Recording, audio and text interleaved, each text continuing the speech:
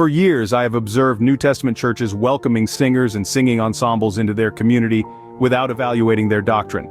Many pastors have confided in me that these singers and groups aren't invited to preach, so their doctrinal stance is irrelevant. Frankly, this viewpoint does not conform to Scripture. Recently, I learned about a church that identifies itself as an independent Baptist, which invited a singing group for a special service. This group is made up of a father, mother, and several children. The father until recently served as the pastor of a new IFB church. The doctrine this man adheres to is not in line with the doctrine of the church that invited him and his family, but really, what difference does it make if the singer doesn't preach at the service? What's the harm in allowing those with differing doctrinal positions into New Testament churches?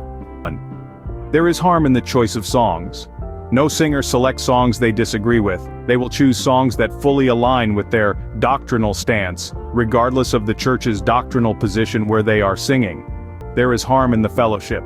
Singers will converse with church members wherever they perform. Their conversation will be influenced by their beliefs, regardless of the doctrinal position of the church in which they sing. There is harm in the fellowship. Singers, particularly professional gospel singers, will perform wherever they are invited. They don't differentiate truth from error, but perform for anyone who will pay the bills. When members of a New Testament church follow the singer to any church where they might perform, they will undoubtedly be confronted with doctrinal errors. An undiscerning believer could be misled by this false teaching. New Testament churches should adhere to New Testament principles in every aspect of their ministry, including who they invite to sing. John established the guiding principle for us when he said, "If there come any unto you, and bring not this doctrine, receive him not into your house, neither bid him Godspeed, for he that biddeth him Godspeed is partaker of his evil deeds." 2 John 10:11. John's guiding principle instructs us to discern doctrine above all else. In these final days, doctrine is being devalued, but it remains crucial to the individual believer and the New Testament church. Deny access to doctrinal error. Any blessings a singer might bring must be rejected on doctrinal grounds.